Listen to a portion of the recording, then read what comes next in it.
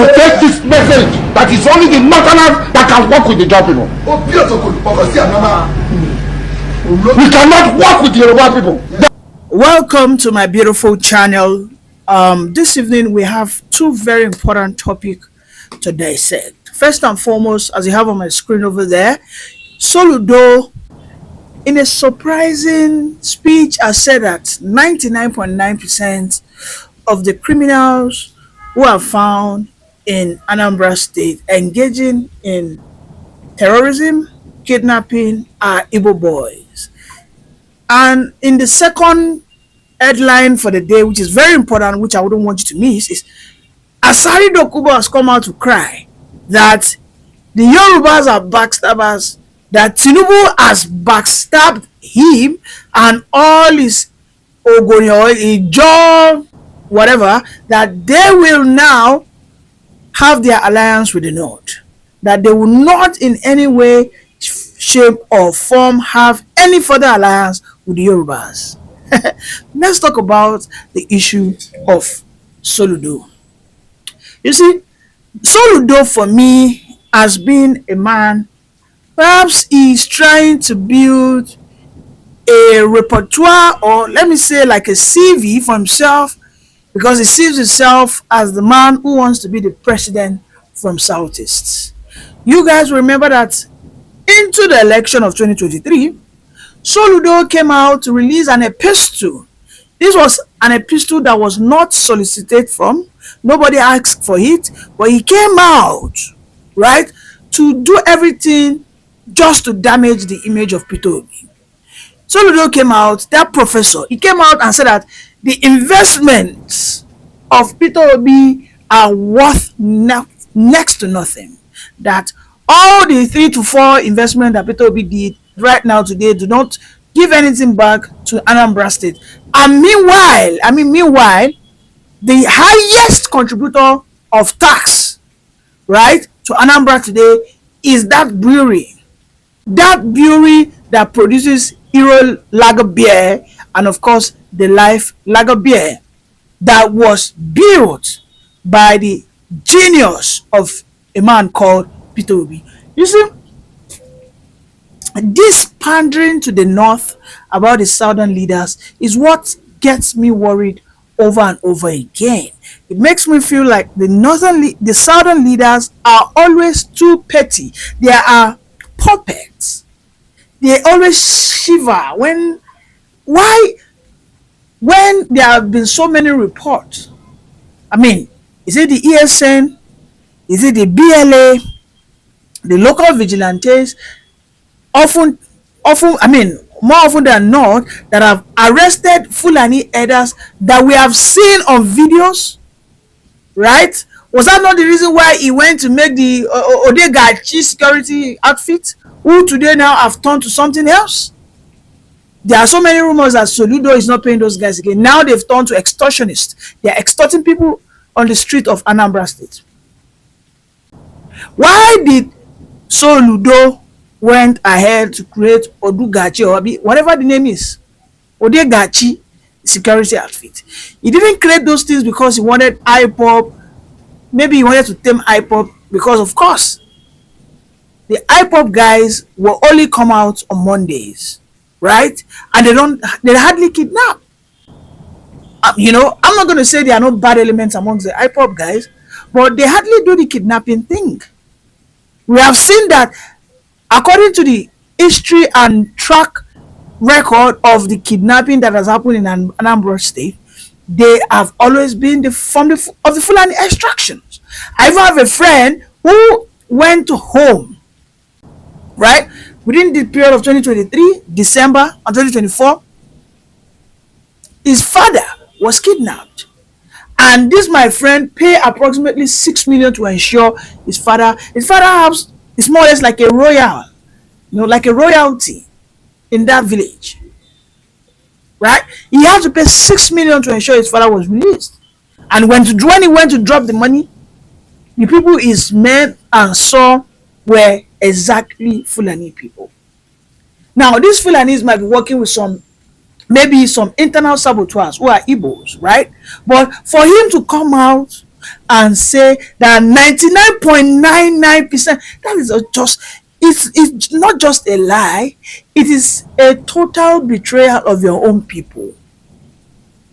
I mean, why will Soludo betray the Igbo heritage? Oh, because he just wants to pander to the sentiment of the North, that in the near future they will not use it against him. That nobody you talk say the people they kidnap now Northerners.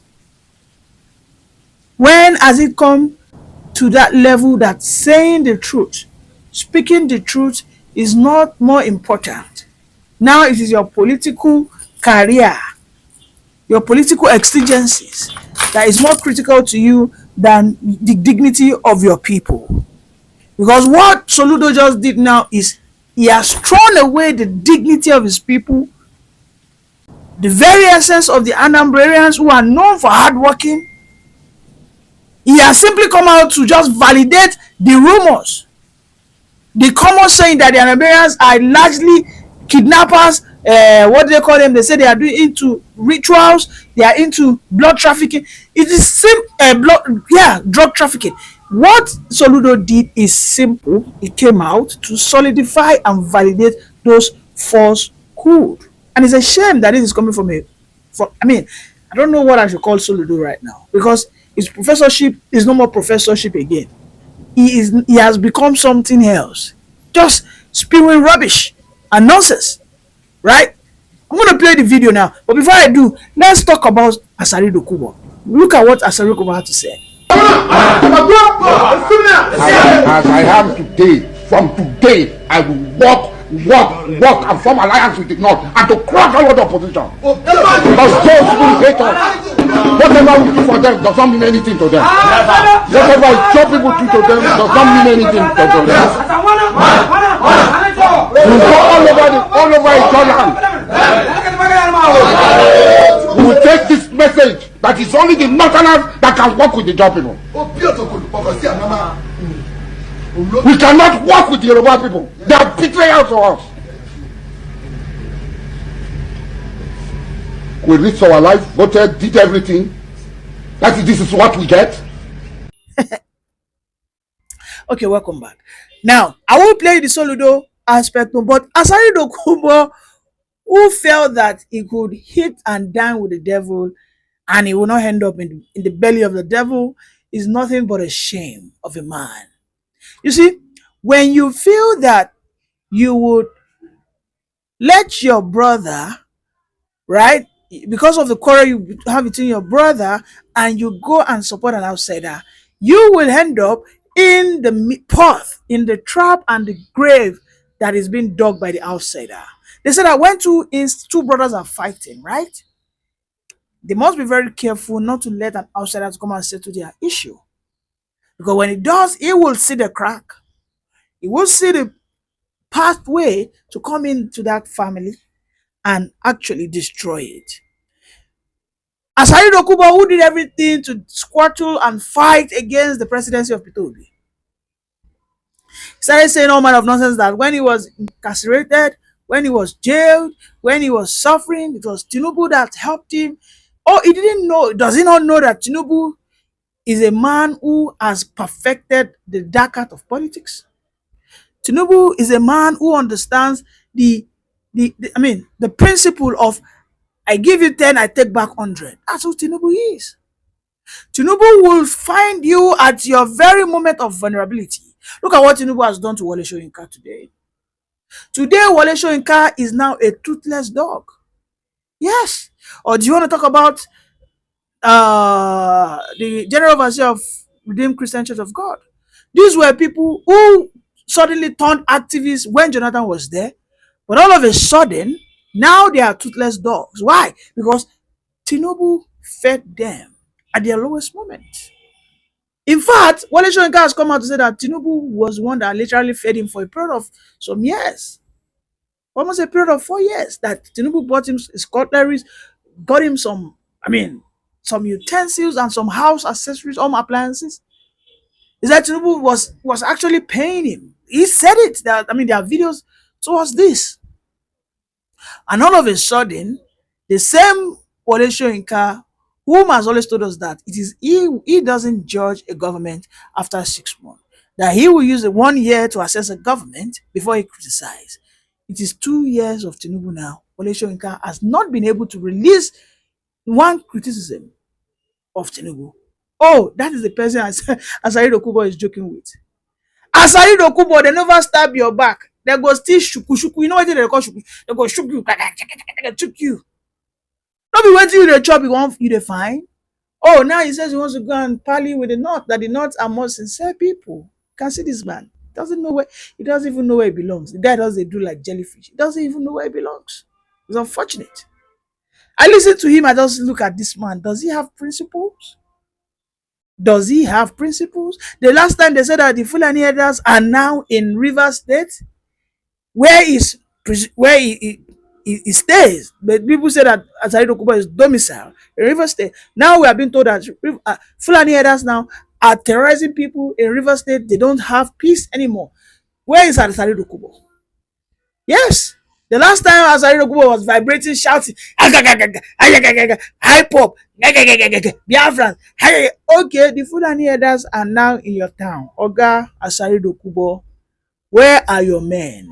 Yes. You made mouth that you were the one that defeated the Biafrans, right? That you were the one that went to destroy the ESN. That you were the one that clamped down the boys of Simon Ekpa and Namik. Okay.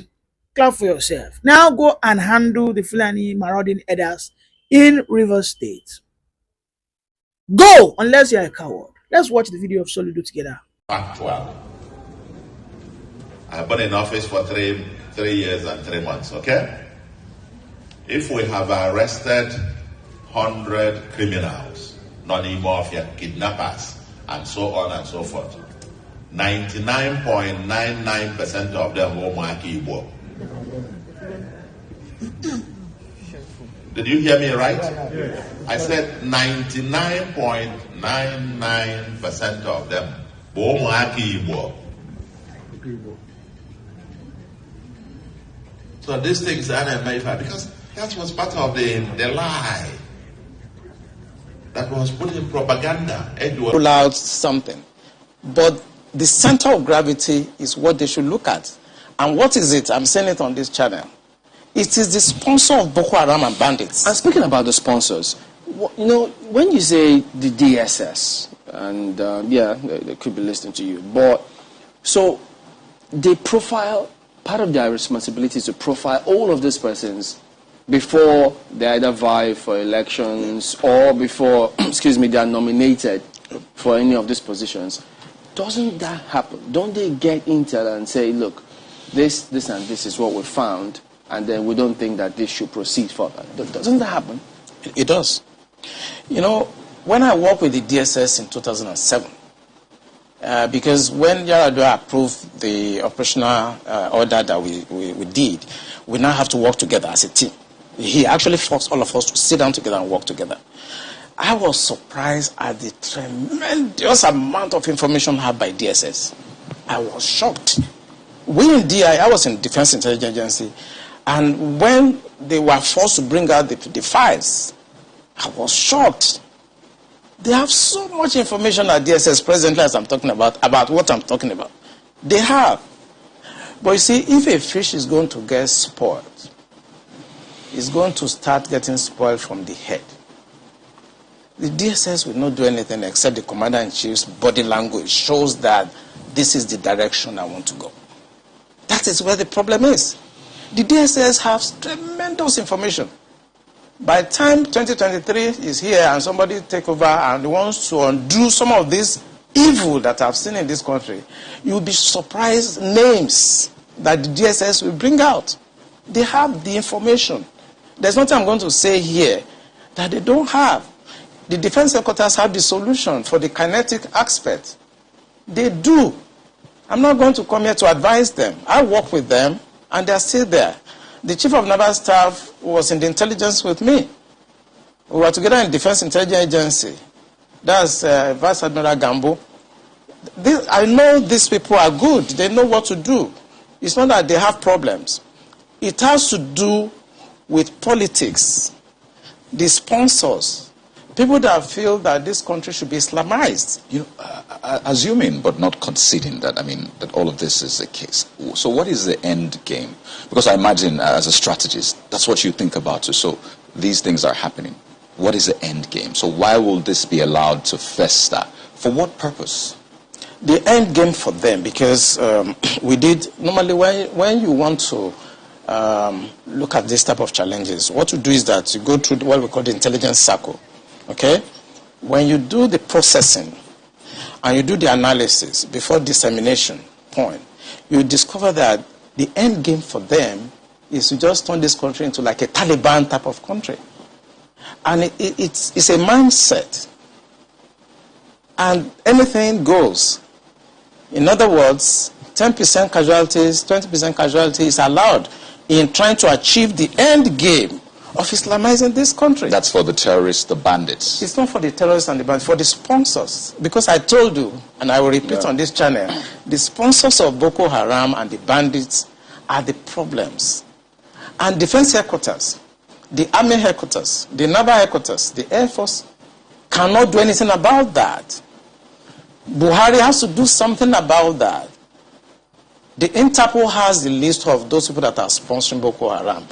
I work with Interpol. They should ask, if they don't know, they should ask. The government of Dubai, they have the list of those people. During the trial of those people that were caught, names were mentioned. They have the list. The government also told us that they've arrested 400 sponsors of Boko Haram. Why should a government not try those people and bring peace and harmony and safety to this nation? Why won't a government do that?